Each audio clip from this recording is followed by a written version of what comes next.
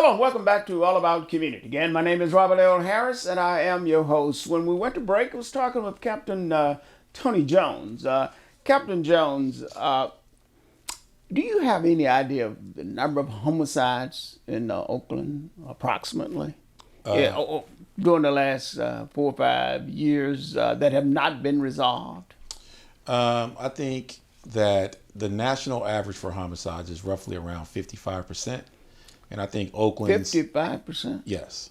And I think Oakland's been around 55 to 60%. I'm not really certain on the exact number, but somewhere in that general area. Why is it so hard to solve a homicide? You got a crook out there commits a crime, and in this particular case, a homicide. You ought to be able to find him and put him in jail, lock him up or her up. Right. I think that,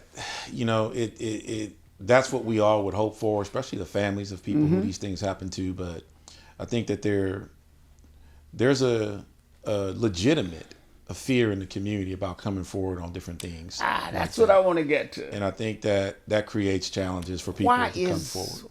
Why is that so prevalent in, especially in Oakland? What drives that fear? Right. I think the fear of reprisals. I think people get afraid. Can't you guys protect them? I think we believe that we can, but for the person coming forward, they may not necessarily agree with that. And ultimately, that's what it boils down to. I worked in homicide for almost 10 years, right? And I never solved a homicide case where the community didn't help. And so I think what we have to do is when these homicides happen, when there was a man who was killed at Concordia Park, Bishop came out and organized a huge event. Hundreds of people came out and showed support for that family. I remember that. And if we had more of that at these homicide scenes where witnesses and residents who live in the area didn't feel like they were alone and that they had support and there was a army of people willing to come and support them and stand with them, I think we would have less homicides because the offenders would start to feel like this person mattered. And it would change the dynamics in our community a lot. What about neighborhood council?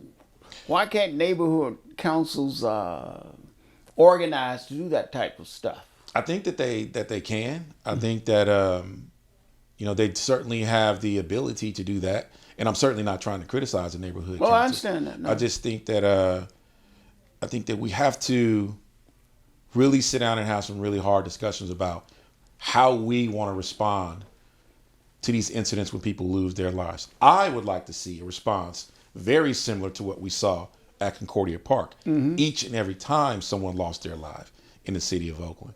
That would be the best case scenario that I think would reduce homicides and would bring the community together, and we would see a lot less of these incidents in the city. I truly believe that. Well, what is it that you think that drives the fear of coming forward? I mean, somebody comes and murders my neighbor, and wild horses could not stop me from testifying. Right, and I understand that that's your perspective, but there are a lot of people in the community who view it totally different. They feel like if they came forward and they testified, that associates and friends of the person who they're coming forward on would be looking to do harm to them. Well, is it connected to this notion of snitching on people?